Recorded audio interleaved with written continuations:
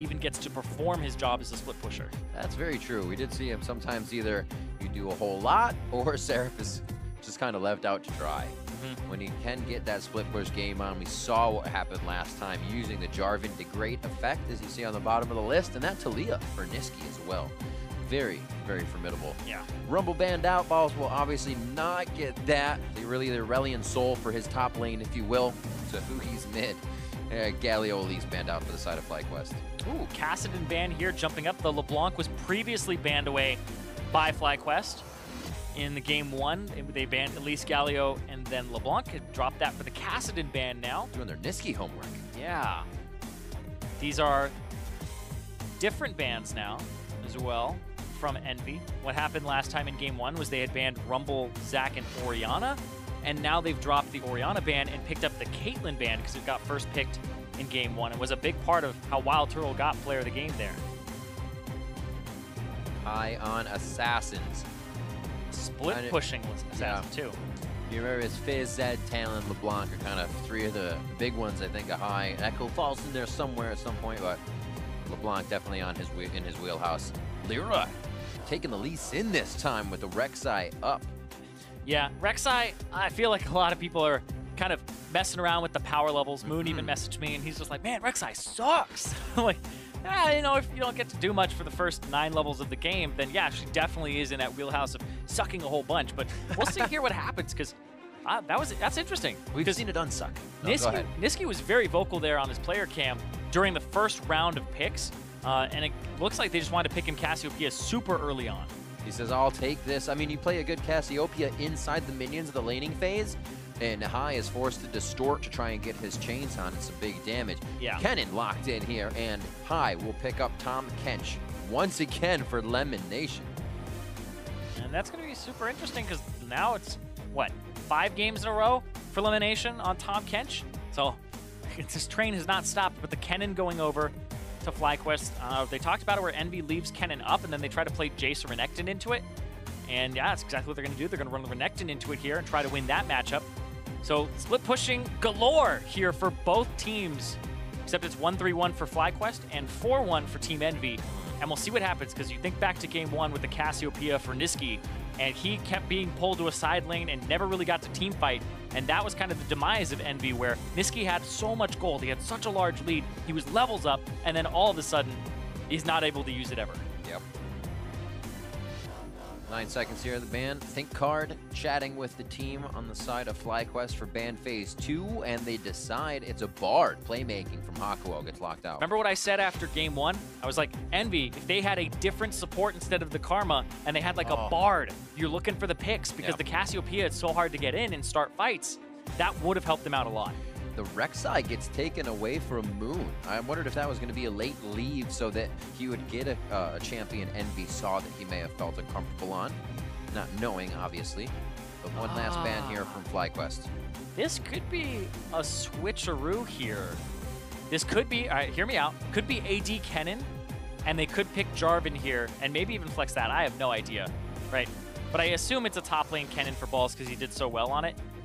But we'll see what happens. And that changes as well with the show of Renekton. Maybe that gets them something else. So Hakuho having a pretty great Braum game just last game. He'll be on that once again.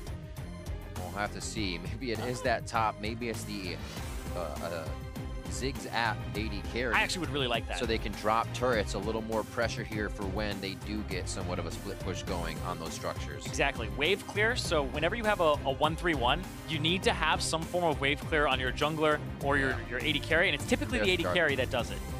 And I like that they picked the Ziggs for this, because they'll be able to nuke down turrets. It allows them to play AD in other lanes, like the Kennen and now the Jarvan, which is going to go to the jungle here for Moon.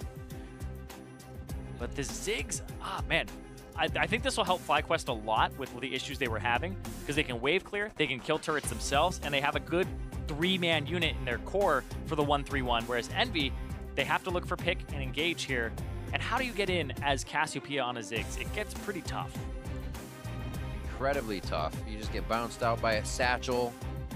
Trying to see what Nisqy's positioning will be. Obviously, he's actually taken a few fights on his own. He'll be apart from where the 4 and the 1 is. He won't be by Apollo and Hakuho. We saw Nisqy quite separated in the fights, but holding them well.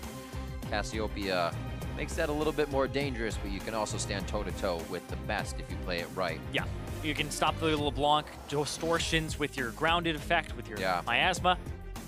And we want to see what Apollo does here. The guy's been a standout AD carry this split so far. Did kind of teeter off a little bit and hasn't had superstar performances in this week. So we're seeing what WizFusion can do on that classic Varus. Reach back. Pull from the old. Get those stats back in. Think card Violet.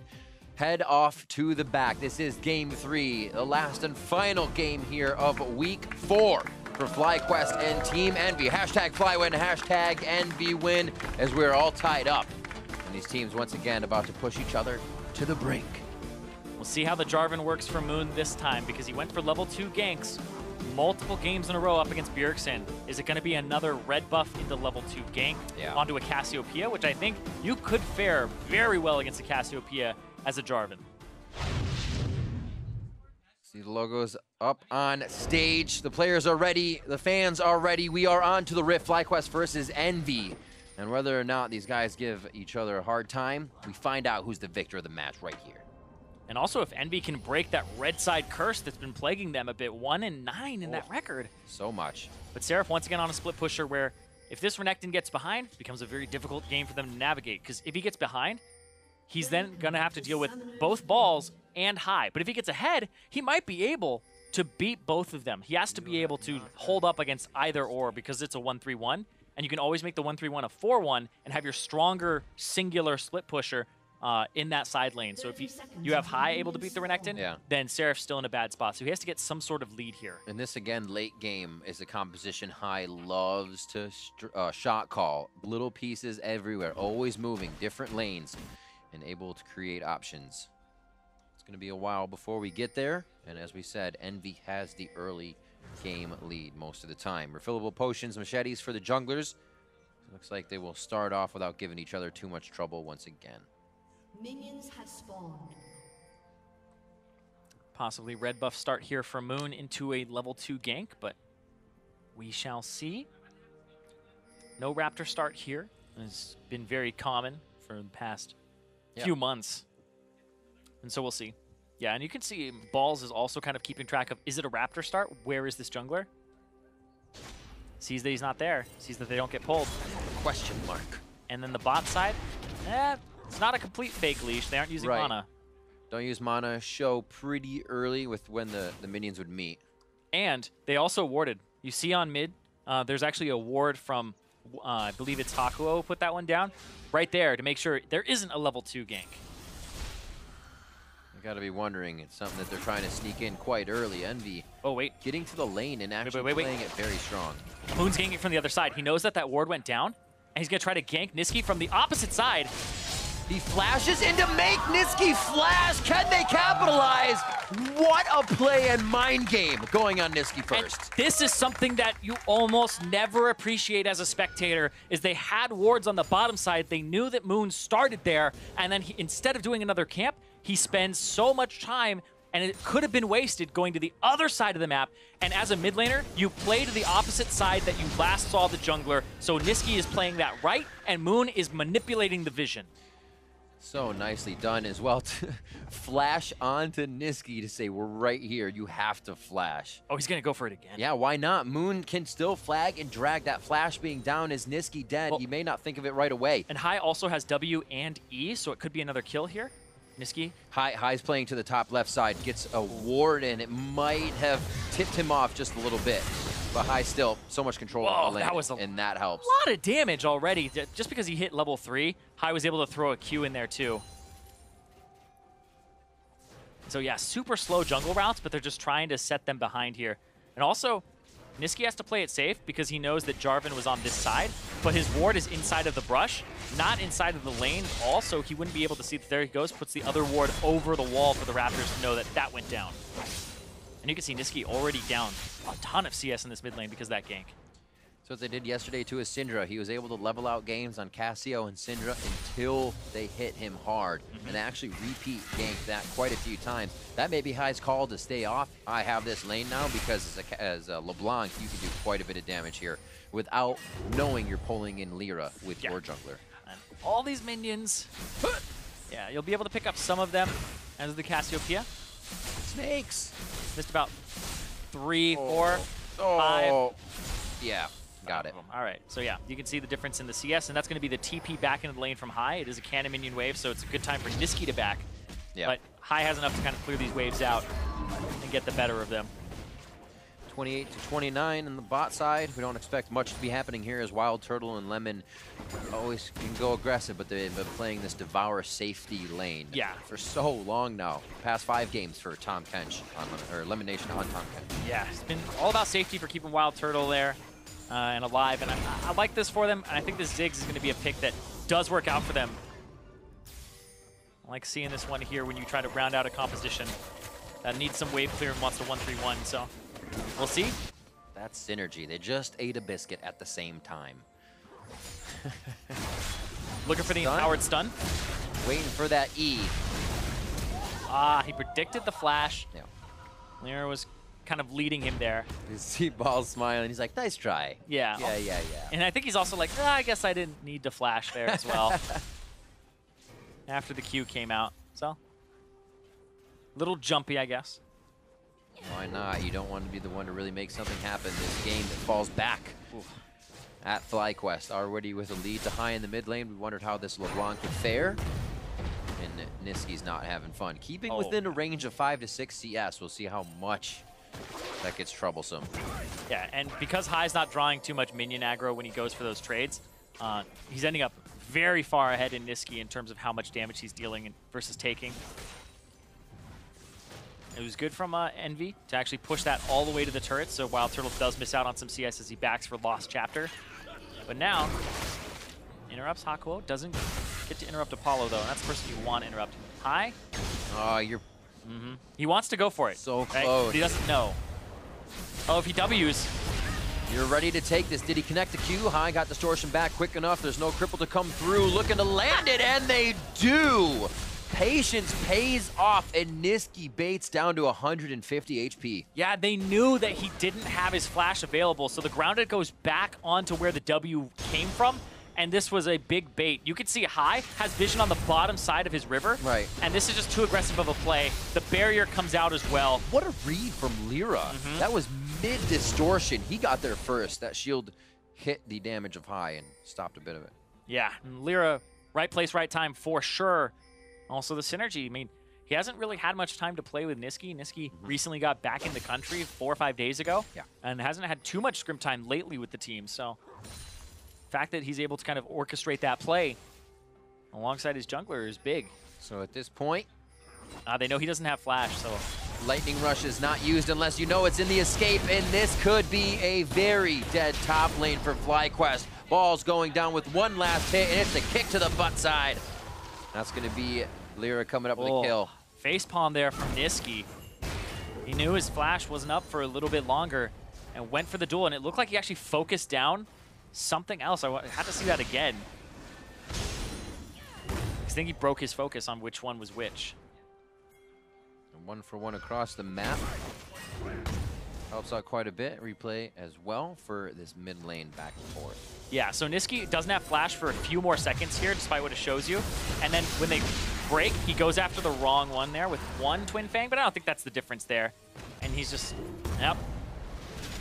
instantly back into it. You know, no time. No time. It can't. You know, that's one of the really impressive things in what as well. You kind of sit at home and you let each play affect you for maybe 5 to 10 seconds. These guys, they don't have time to say, oh, I'm sorry I did that. It's clear comms. The team knows they died top. They're going to correct it. They're going to try to come back harder. Hakuho, very, very low here. One last hit. Oh, he keeps himself alive as High just couldn't get out enough autos with his cooldowns waiting to come up. Yep.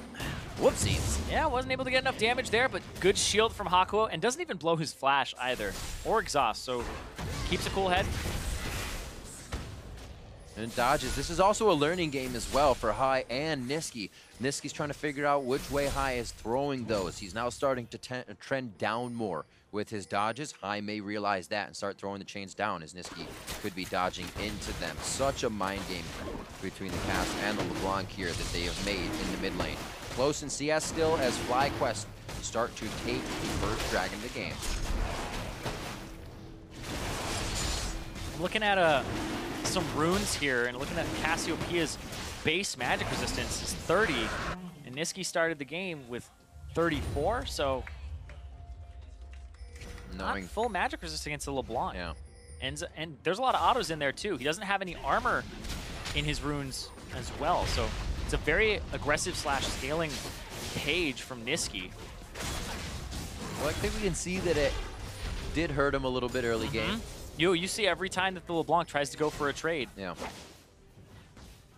Taking quite a bit of damage, and he ran that barrier along with it to make sure he can take these trades if they do come in. Moon made it a little too hard to start, but Nisqy has got himself a retribution kill. Hai now down to the bot side. We do not yet have a turret down, but they're going to start switching things up, and looks like Nisqy gets to go up against Turtle Lemonnation. Okay, maybe. I think they'll adjust the lanes and bring their Varus mid for the wave clear. Oh, of course, of course. Yeah. Just for the time being. Gotcha, yeah, he'll just back up. His turret, pretty full HP, so don't think it's gonna drop anytime soon. Checking on the runes from Nisqy. Magic penetration, he's got 3 magic resist runes, and scaling cooldown reduction, and scaling health. So no armor, no MR, that's fine. The scaling health is a very worth rune, but the LeBlanc will build some AD like the Bilgewater Cutlass like he has now. So you do have to be a little bit weary when it comes to the fact that Hai will deal a lot of damage to this Cassiopeia, who's looking to scale. Well, the runes are built for that.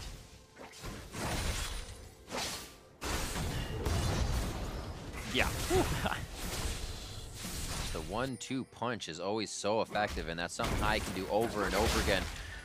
Now that he's in that situation, Nisqy obviously will need a bit more support towards the bot side. That was a flash from LirA, and they're going to try to turn it around. Oh, LirA did not expect to be knocked up with what happened on the end of the flag and drag. That's going to be a chomped up Moon. Can he get over the wall? Seraph just out of range. The exhaust from Lemonnation coming in immediately to try and mitigate that, and now they will start to drop members of FlyQuest behind. EnVy also low in this fight. Falls, looks to go down. One last shot for Hai. The poison's ticking. He will fall. Now they're going to turn onto Balls, be able to clean him up. It was such a wait for anybody to be grabbed who was for sure going into the fight, and EnVy felt like they had the upper hand finally. Yeah, a very strange fight here from both sides, but EnVy come out on top. And WildTurtle ended up dropping too. Hakuho trying to get the maximum. The min-max, that's what it is right there, some of it. We'll see this replay again in a minute, but the first time the teams have really met, and we see what happens here early game. Yeah, Moon goes for clearing a ward, and then the flash from LirA is right in front, but can't get the kickoff in time. Nisqy doesn't get the stun on anybody either, so he goes down, and LirA goes down, but look at this flank from Balls, tries to come around, and really can only get to Nisqy here. So he duels Nisqy, whereas everybody else is trying to pick up Seraph, and the cooldowns and the rotation from Hai still doesn't have much CDR in this build.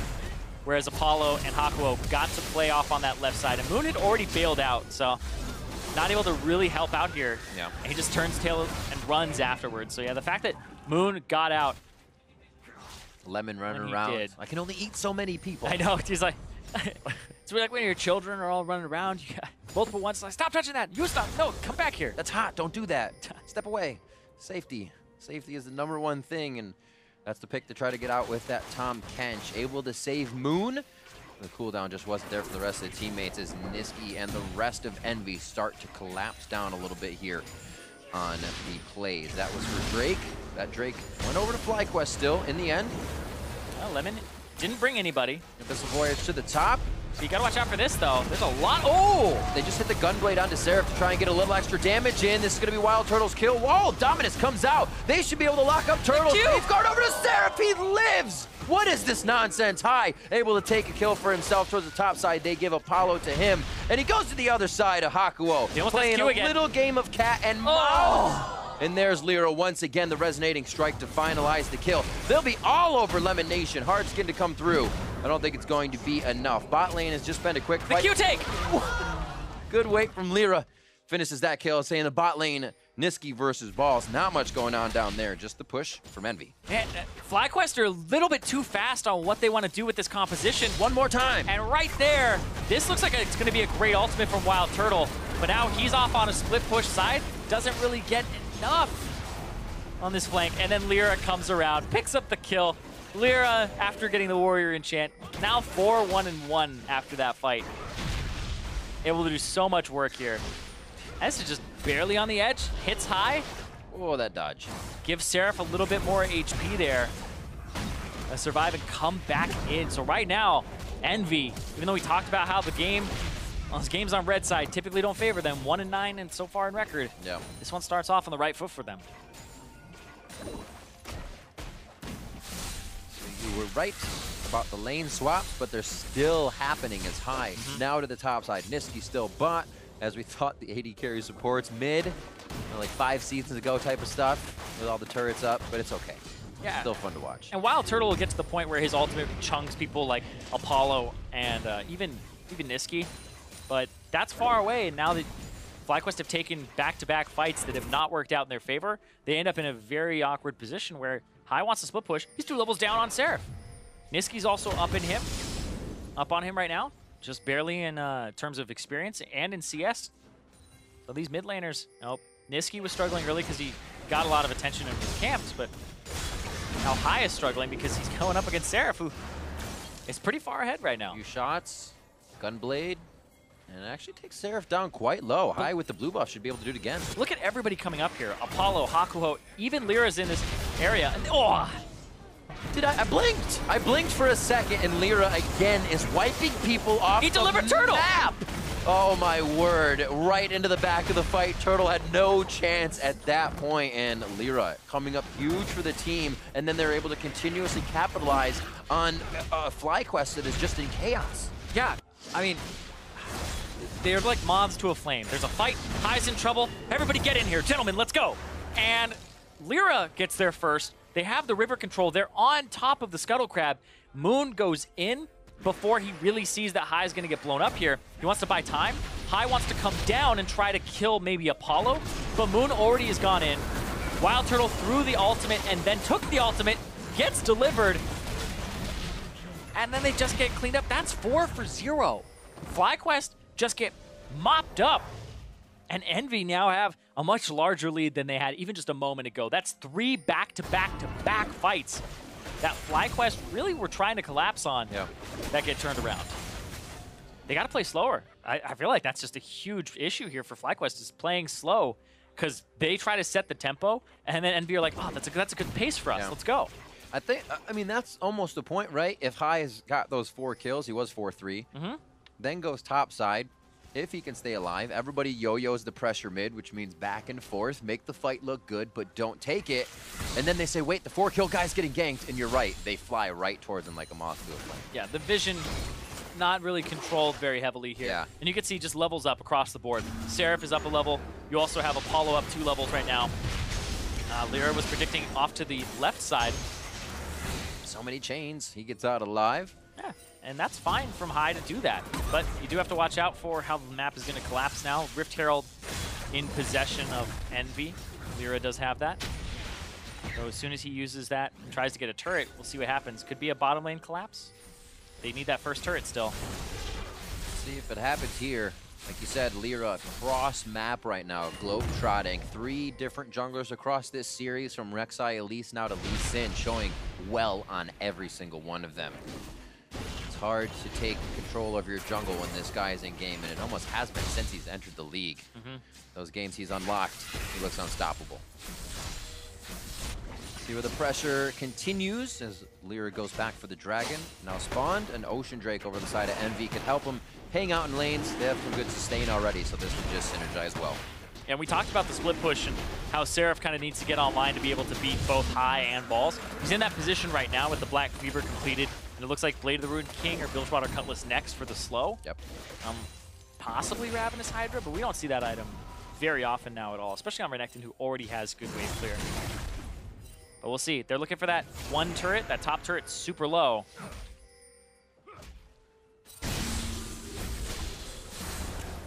Vision slows things down, but whenever you see somebody across the map, you might get the 1v1 there between Nisqy and High. Goes in favor of High, but Nisqy also may look to bait out those barrier moves. Pressure now in mid lane for Envy, and it does not look like this is going to be stopped. Need to go for 2 turrets or at least this damage, and obviously second tier full health. Yep. Turret torpedo. Yeah, and now you want to stop this Rift Herald from walking up and get another hit. Go hit the eye. Oh. Nope. that doesn't work. Just missed, but now you know. Yeah. I mean, there was a bug for a little bit that got fixed where Tahm Kench could actually devour the Rift Herald. I don't believe you. Bugs? No. You could devour it, and the first time we found that was one of my teammates devoured it as it was charging. So it looked like it just ran into his mouth and got really small. Like, wait, what the? But yeah, you can do that. But can't satchel charge it. Nope. You can Bard ulti the turret and save it that way. That's true. The Rift Herald actually does no damage to itself when it does that, and then it never charges again on that same turret. So oh, that's pretty troll. Yeah, it tries to attack it. It's good. It's good. It's good. 7K gold lead here for Envy.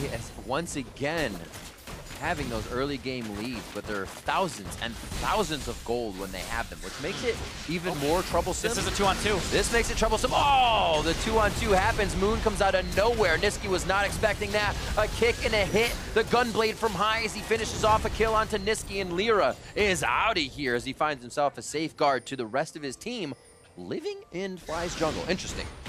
See if they can get out of this one. It doesn't mean they're in trouble, but they're definitely not out of the woods. Yeah, but they are going to pick up a kill there. It's going to go over to High, who really does need to get that split push going. He's up in gold right now. He's sitting on 1,800 gold, so he does need to spend what's in his coffers right now. But yeah, they're sieging bottom lane. They don't have WildTurtle here. Doesn't have the ultimate either to kind of clear this out. And High's using the distortion less for setting up the wave and more for trying to push. Or push out these guys. Nice block. Hakuho should be all right in this situation. A game of cat and mouse right now between Turtle and Seraph as Seraph chases Turtle out of mid lane. He's forced to run through the jungle on the mini-map. But back to this bottom turret, very low, and it looks like Apollo and Hakuho aren't going to give up until they find that damage that they need. Falls to do Oh, there's the stun. Oh, 1, 2, 3, Abyssal behind them. Wait a minute, FlyQuest taking the full Abyssal Voyage, thinking High would be able to teleport in and assist the fight. They might still be able to. Hard skin on Lemonnation. He goes down without being able to help. And now it's going to be Envy looking around. They say bottom turret still? Yes, it's left to Seraph. They're going to go ahead and move mid. Yeah, they don't want that mid turret to go down. You leave that alone with High, who has a Sheen right now, and then also the damage that would come through from the Satchel Shard, be able to pick it up really quickly. And now you're in danger of getting kicked back by LirA. There it is.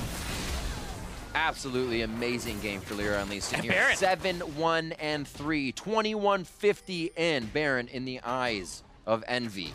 Let's see if they get Seraph up here in time. They haven't started it yet. Yeah. Nisqy has blue buff. I feel like this is the perfect time to start it. That was interesting. The scuttle doesn't get taken. It wastes a little bit of time. It's going to be a Mega Inferno Bomb if anything comes through. About it. But it could be also Seraph over the wall of blue buff. And it will be. He could get himself into trouble here. A 4v1 situation. Oh, he flashes onto Turtle. Seraph feeling huge right now. It's enough for the team to get out and him. So everything's okay in the end. Pretty crazy play, though. But Envy have just shot up to this gigantic gold lead. They are 11,000 up in 22.5 minutes. It's pretty ridiculous what happened.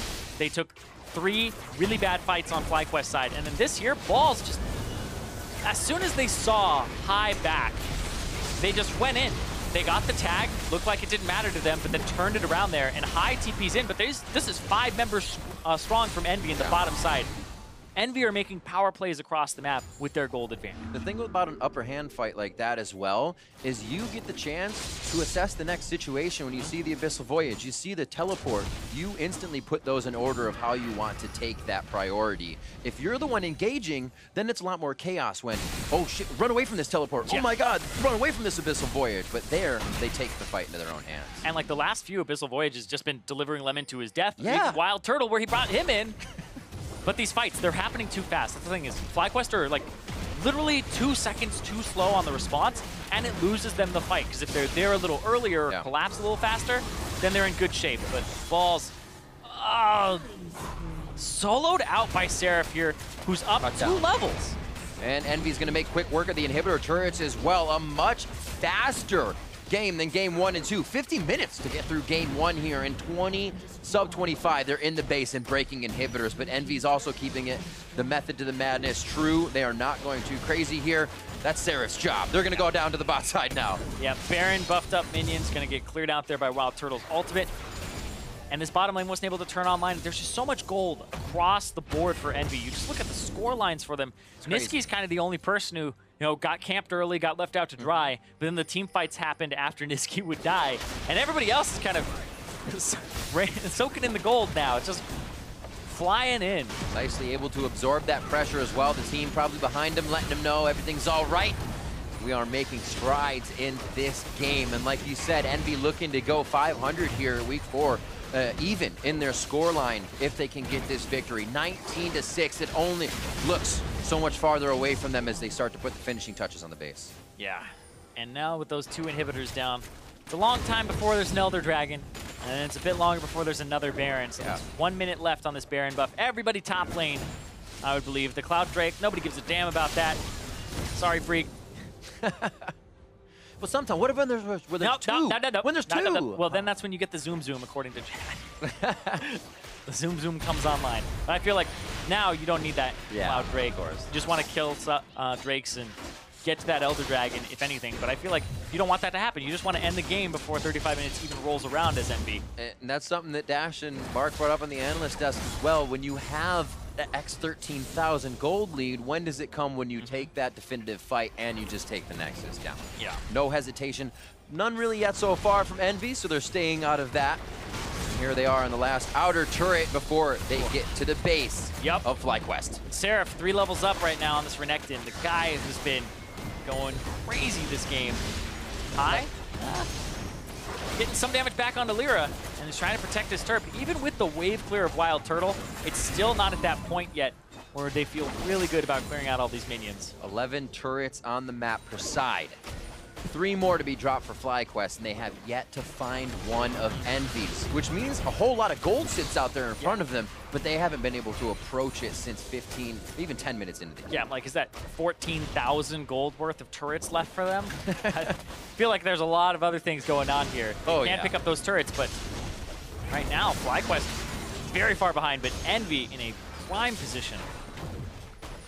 Yeah, now you have to pull WildTurtle to go kill the bottom wave. Right. Super Minions take extra damage from magic damage because they have negative 30 MR, 100 armor.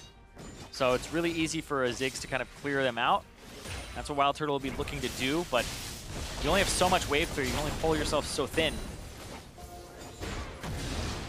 LirA getting High's attention. Moon, what? Moon gets 2, Apollo and Hakuho in that one, but the Cataclysm was Envy's to work with. Boss is going to go down. Slicing Maelstrom does not stop much on that, as it's going to be the kill for Apollo. Envy looking to put the final touches on, and they are not playing with their food this time. They head straight for the dessert bar, and that's the Nexus. 27 minutes in, continuously getting stronger throughout this matchup, but finding a few clubs along the way. Envy will bring themselves to even in the scoreline. 500 here at week 4. Envy take down FlyQuest. And Envy? Well, killing the Nexus, it'll happen eventually. There we go. Hey, Envy take down FlyQuest. Want to say it again? 2's good. Okay.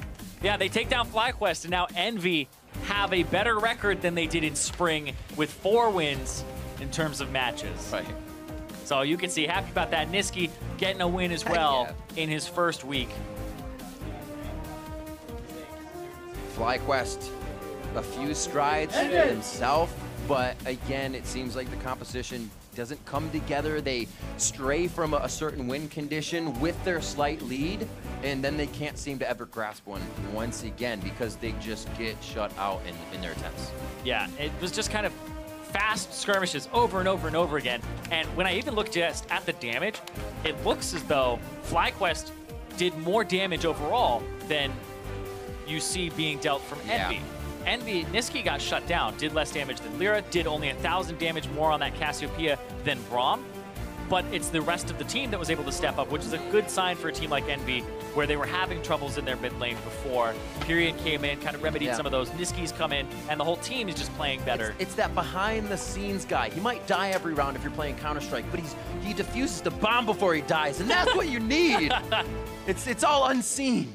But the points are on the scoreboard sometimes. It really comes from the effect you have on your team, and you can't always just look at the score like you said. Exactly. You can't look at the score. You can't always look at the damage and see, you know, oh, what champion were they playing? Oh, LeBlanc is a lot of poke and like had a good matchup and like Moon camped for it. So that was kind of a game where you saw everything from FlyQuest, right? They had the level 2 where it worked out on Nisqy, and then LeBlanc was ahead.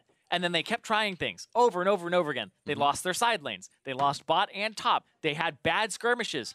And then it just really fell apart. And so this from FlyQuest is kind of, you can look at a whole bunch of points in this game and be like, that didn't go well for them. They have a lot of review to do with that. But it's always easier said than done. When you say, oh, we should have collapsed earlier. It's like, well, how do you fix that problem when I had a minion wave to clear? So that's a back and forth in communication and everybody being on the same page. It also starts to become a little of a one-way road. When you take Tahm Kench that many times, when you only have a certain amount of things, and you're still trying to play Ziggs, which is compatible with compositions, but we're not really seeing full meta compositions from these guys. When happy from FlyQuest, that's kind of their bread and butter to be able to bring out cool strategies, but it seems to be even taking them down some roads they don't want to. Yeah, I feel like this wasn't so much a compositional failure. I feel it was those collapses, right? There's a lot of fights where they lose it, and then they have another fight immediately after to try and get back in the game. They lose it, and they're like, all right, one more time. Third time's a charm to lose the game for them. And that's exactly what happened. So FlyQuest kind of got a little too big for their britches and went forward too many times in a row. And then EnVy was able to just take over that game in a 27.5-minute win. So EnVy were able to play it out pretty cleanly once they got a lead for themselves, but it's just a pretty rocky start for them in terms of Nisqy kind of struggling in the mid lane when he got a little bit outplayed by jungle pathing and the team play with the warding. For sure, and it seems like they also tried to help him. I feel like when EnVy kind of has that situation, we see in this win, 4-0-9, 7-1-6, the scores are great. Everybody does good, and they keep on that level where, hey, we're doing good, don't be that one guy to kind of get caught out. Don't be the guy. You never want to do that, but when EnVy do get the losses, it's actually kind of like the team losses there. It's not just one guy getting hit. They're still trying to protect him and still trying to make it work. Yeah, but no loss right now on red side, so that curse is a little bit broken. They're now 2-9 on red side, so looking a little bit better for them there. It's got to feel good. For more on that series win for EnVy, let's send it over to Freak and EnVy's rookie in the mid lane. Thank you very much. Yes, there's competition for Rookie of the Split here. Nisqy in the mid lane for Team EnVy. You got that win over FlyQuest. Talk to me, coming into your first week now with the team, how has it felt playing on stage with EnVy? I mean, playing on stage is like really exciting for me since I never played on stage before. I mean, an LCS stage at least. And yeah, it was just exciting. So talk to me about your sort of decision to come over to North America and play in the North American LCS. Of course, you qualified in with Fnatic Academy over in Europe, unless I'm forgetting. And so talk to me about coming over for EnVy with a bunch of foreigners around you, people you don't probably know very well. Talk to me about your decision to move across the world to play pro. I mean, after qualifying for LCS in Europe, I wanted to play LCS, of course. But I wasn't, it wasn't like 100% sure that I would play LCS in Europe. So when I saw the opportunity for EnVyUs to like take me as a rookie, as mid laner, then I just came and yeah, I just want to play LCS. Yeah, just the desire to play, of course. So talk to me about playing with sort of new people for you. You've got some Americans on your left, some Koreans on your right. Talk to me about fitting in with a multinational team. I mean, I don't really think it matters, like if you play with Koreans or Americans or like Europeans or stuff. I think the most important thing in a team is like the team dynamic. Like if everyone is playing good together and if you can like short call or like if you know what to do, when to do in game and be friends out of the game, then I think you can just play with whoever you are and yeah. Well, of course. So talk to me about the team dynamic in game then. What is your job? What do you do to make sure this team works together as 5? I mean, from my part, for now, I'm trying to like help LirA out because I mean we all know that like LirA is the kind of carry jungler right now, and yeah, I'm just trying to like relieve him because I just want to play like pressure mid and stuff. I mean, it didn't work out this game, but but yeah, that's basically it. So talk to me about the fact that you weren't able to play for the first 3 weeks here. You're here watching Pyrian play in the mid lane in your stead. Was it nerve-wracking? Was it scary, like watching your team play without you and hope you can jump in? I mean, I was kind of scared a bit because Pyrian played like really good. And then I wasn't sure how I'll do on stage as well. And with the team, if I could adapt or not, since I didn't really play with them before. But I think we did quite good for like, because we only practiced like 3 or 4 days. And I think we did quite good with the amount of practice that we had. Yeah, 4 days, you got a match win. It's got to feel great for you. So final question, I want to know, what are your goals for this split here? What's going to be a successful split for Nisqy at the end of 2017? I mean, I don't really have like any goals. Maybe just like improve at first, because I have like a lot to learn. And yeah, I think just improve and win as much as possible, I think. All right, well, Nisqy, thank you very much. Congratulations on the win. Analysts, take it away. Thank you very much. Freak Nisqy getting his opportunity to play on the LCS stage. As was mentioned, he qualified with Fnatic Academy over in Europe, but now making his LCS debut here in North America. And as Freak mentioned, to close out the first week on the stage with 1-1 match score, not something to, you know, to shake your head at in any way, shape, or form. Yeah, I think he said they had 3 or 4 days of practice compared to the fact that it's week 4. Most teams have been playing for at least 5-6 weeks together. It's a little understandable that you would have some, you know, synergy problems, which is one of the things that we said was most noticeable that was between him and Pyrion, was that Pyrion seemed to gel better with the team. Well, he's been playing with them longer, so it's not that unfathomable that it's like, oh, this guy is gonna need a little minute to get used to things. Yeah, very much so. But if we go into this game specifically, he even mentioned it himself. He got focused there. That level 2 gank comes through from Moon to put High in a nice position. But LirA intelligently ganking back and getting Nisqy, you know, back into the game alongside the 2 different lanes, top and bottom. And he tried to play it correctly. They got the early ward out to stop the red buff to mid lane gank. You know, Moon played it smart, wrapping around to the far side. He's trying to play somewhat aggressive against LeBlanc level 1, because that's when you have one of your most advantageous power spikes actually is level 1. So you don't want to concede it, and it's just unfortunate that, you know, Moon kind of outplayed him. It was a good idea by FlyQuest, but his team has his back. They get him back in the game. Small mistake giving up the solo kill. Yes, absolutely. Small mistake giving up the solo kill, but ultimately isn't going to make a difference in the grand scheme of the game. And funnily enough, Game 3 mirrored a lot of Game 2 in that Envy gets out to such a ridiculous lead off the back of intelligent moves from LirA that it's just insurmountable at that point. And once again, it's making it really hard for us here on the desk to determine whether or not Envy is actually a good team in terms of a well-rounded team, meaning could they close out a game if it were even? Do they understand how to rotate around the map in more even scenarios? Yes, it's fantastic if you can get 7K gold leads at, you know, 15 minutes. I'd love to see that every game. But the nature of competitive League of Legends is that you will not get 7K gold advantages in every single game. FlyQuest is the kind of team that's almost perfect for LirA, where they don't seem to coordinate super well in their plays. The games get scrappy, and LirA being such a mechanical beast, as well as just a very intelligent player, he's able to find situations and execute on them to get himself giant leads. And when you play against a more conservative team,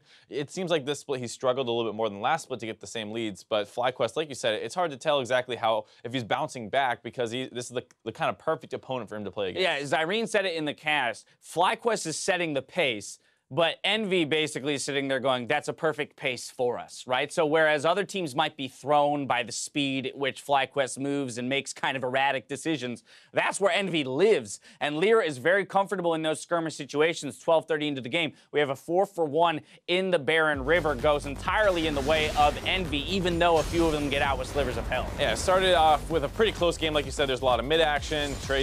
Kills were being traded fairly evenly, and then this is the big fight that breaks their way. This huge chase onto Seraph. He's actually going to be able to get out just barely. LirA comes in to play Superman, save him at the last possible second here, kicks him away.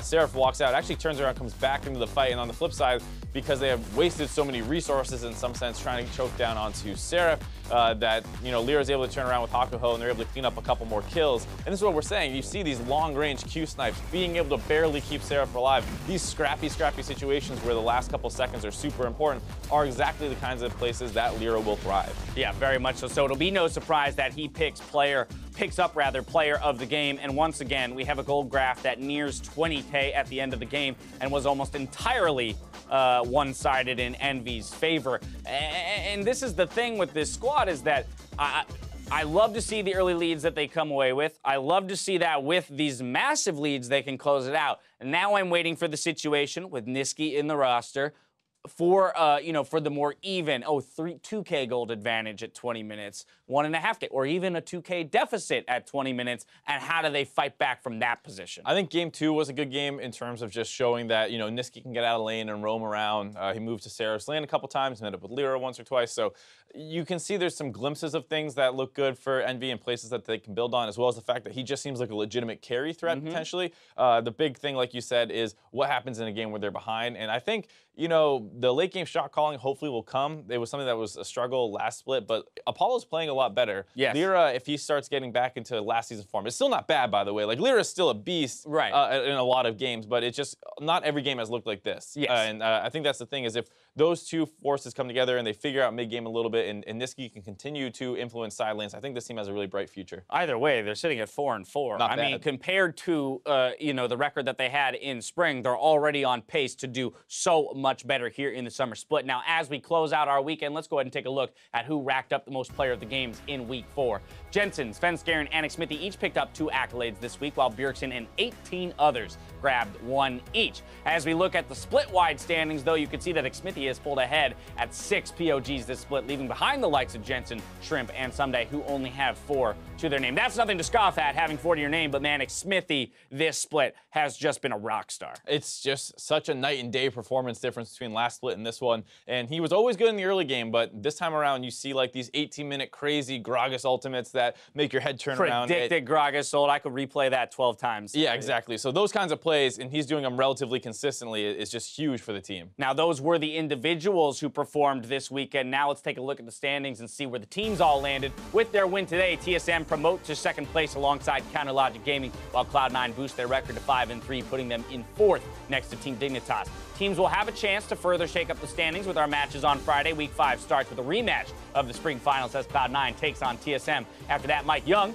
and Phoenix One face off against LirA and Team Envy. That might be an interesting test for Team Envy. Once again, still playing against a team that's sitting at 1-7 in Phoenix One at this point. But Mike Young, who's looked decent in the early game and can match a lot of junglers in the early game, might give LirA a bit of a run for his money, as well as looking at the playmaker of Ryu up against Nisqy, the rookie. We'll see how those matchups swing. I think the other thing, of course, is to mention that, you know, P1 lost today, and a large part of that seemed because, like, Reignover got the better of Mike Young, and you're going up against LirA, who's a beast in and of himself, kind of different, a lot more mechanically proficient, less of, like, a pathing intelligence. I mean, obviously LirA's good at that, too, but might be a better style match for Mike Young because he wants to get in and fight LirA a ton, whereas Reignover's willing to path away from that and just make things happen somewhere else. Either way, I think it's crazy that I'm saying the 10th place team is going to give a run, you know, to the team sitting at 500, but I truly feel that way with Mike Young being added to the roster. Now, you joined the conversation on Twitter to call out the biggest plays of the weekend, and here are a few that we agreed were pretty insane, brought to you by Acer. First up, El Nitino knows a good barrel when he sees one. That was the best Gragas ult I've ever seen. Xmithie is suddenly a god again.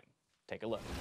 Well, speaking of kills, though, Xmithie running low on Oh my god! That ball, like, the freaking explosive cast was insane! Bow down to the new jungle god! How about this? Predicting the flash, knowing his opponent will go on the cast animation, predictive cask there. That was absurd. That was so good. How about the camera work? Spinning around on top, that was pretty sick too. Camera work, pretty good, pretty good. I said I could watch it 12 more times. We just want to roll that out, 11 more? No. No? Okay, fine, I'll go home and watch it. Up next, Kennen French celebrated Lorlo's huge game on Jarvan, saying Quadra is a pretty good way to end the series. Woo! They will try to take him down. The re-engage and then a big knockup and a double kill here over the top laner. Lorlo staying alive and the kill still coming through. Ziggs very, very low, ready to get shot down, and it's going to be a quadra kill for Lorlo. Kill Cassio. Okay. I kill them all. Push mid, push mid, push mid. Push mid, push mid. Nice, guys. See you, nerds. Slushy rather, jacking the pentakill. Yeah, I thought, you know, Lorlo was going to pop off way harder in the comms. He's usually a pretty excitable guy. We had woo before the, you know, the rolled out, and then he was just like... Didn't even match my woo. What's mid. up with that? Yeah, I know, you had more energy. All right, finally, True Blue Lou couldn't ignore Flame's multiple outplays in his series against Dignitas, saying, "This is why Flame is my favorite top laner of all time. 1v2, 1v3, 1v4. Nah, you got to send 5 guys." Not sure if Flame is killable, though. He's going to try to hug the wall, get away from some of these. Oh, that was so well done. All the CC. Now Shrimp's going to force to dodge the aggro. All the vitals do get proc, but Flame by a lot more time gets the first kill, and Someday almost dies the turret as well. The significant outplay out of Flame in the top lane. Oh, that was insane from Flame. The early ultimate clears the wave exceptionally fast, dashes back, immediate flash. That is very low time to actually be able to do that. The clear on the wave meant that the turret is on them very early here, and then the HP coming out gives him survivability to take down Shrimp, and almost got Someday there too. He's gonna have to play this very well though. There's a ton of CC and the turret reset. He needs to dive down towards the bottom members. Holds up, means he's going to land a stun here on a shrimp, buying a bit more time. Stun's going to land there, gets the big heal lick. It's going to be Big, who's okay though. And now the Fluke's back on the shrimp, and again, he just crushes down the spider. Itsy bitsy, the water spout is gone. The flash, the chase, Someday wants him, the stun's going to land. He's put in the grand duel, and there's no damage to be had. Flame is unstoppable. What a monster! If the 1v2 wasn't enough, how about the 1v3? How about the delayed 1v4 with Someday committing 2 summoner spells? Flame gets out without even having his flash. This guy's a monster. I mean, you said night and day for Smithy from spring to summer, and I'm not going to call Flame necessarily an underperformer individually through spring, but we weren't seeing stuff like this. No, definitely unlocked. Something happened. They got new water bottles. Who knows exactly what they're doing different. Phoenix 1 got fidget spinners, and Immortals must have gotten water bottles or something. Yeah, something to energize the players because they're all looking so much better than they did last split, pretty much across the board. Yeah, something's gelling with that team. Of course, we've had interviews with Poe Belter, for example, where he has talked about Smithy and his veteran status being able to come in and very much provide that calming voice to the team that puts everyone in a position to make these plays with confidence, and it is working out for them so far. That's going to do it for us, though, this weekend. So for myself, the casters, and the entire live broadcast crew, thank you for watching, and make sure to join us after the show for NA LCS Tonight, where myself, Azael, and Jat will break down the weekend's games. Otherwise, we'll see you next week for more North American LCS. Good night.